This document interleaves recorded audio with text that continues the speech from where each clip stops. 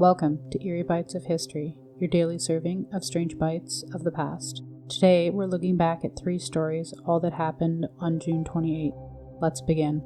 On June 28, 1973, a plain, unmarked envelope arrived at the Dutch embassy in Jakarta, Indonesia. There was no return address or postage stamp. Inside, they found several weathered pages that were stained, brittle, and written in shaky but legible handwriting, and they were signed Michael Rockefeller. Michael was the heir to one of America's most powerful families, and he had vanished without a trace 12 years earlier in 1961, while he was exploring the remote swamps of New Guinea. Officially, he was presumed drowned while swimming ashore once his canoe capsized, but not everyone believed that story. There were whispers of cannibal tribes, colonial cover-ups, and forbidden rituals. The journal pages delivered on that day only deepened the mystery. The writing described strange encounters, rituals performed under blood moons, and the whispers of spirit walkers, who were neither dead nor living, and a hidden tribe that didn't appear in any records. Michael wrote that he was being watched and studied, then accepted. He described crossing the thresholds and he couldn't come back from. Not a place, but a state of being. One entry read, "I am not who I was." Dutch officials secured the envelope for further investigation, but within weeks, the journal vanished from the archives. To this day, no one knows who sent it or if the pages were even real, but some believe Michael didn't die in those jungles. He became part of it.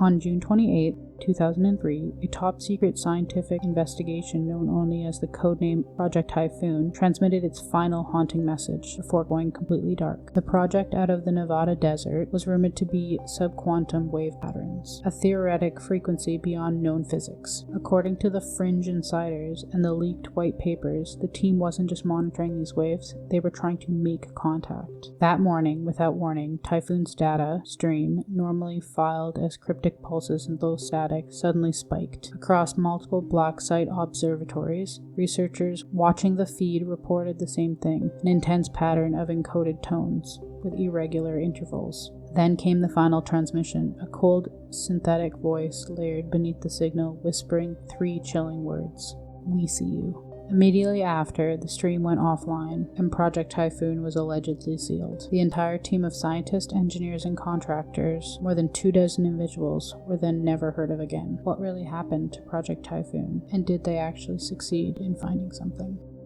On June 28, 1985, in the quiet village near Sweenaga, the skies turned an unnatural shade of gray. As the clouds rolled in, locals braced for a typical summer storm, but what followed was anything but ordinary. From above, a strange black rain began to fall, thick, oily, and clinging everything it touched. It stained the rooftops, soaked into clothes, and smeared across the skin like ink. Within hours, people began to fall ill. Reports emerged of searing fevers, violent nausea, and most disturbingly, hallucinations. Local authorities collected samples of the rainfall and sent it into the laboratories for analysis, but nobody knows what became of those reports. No conclusions were ever publicly released. In fact, any official mention of the event vanished almost as quickly as the rain itself. Some villagers believed it was a divine warning, punishment from the gods. Others whispered of modern warfare, military experiments, and chemical weapons. Since that day, the black rain has never returned, but even now, decades later, locals still speak in hushed tones, and some say the sickness never fully went away.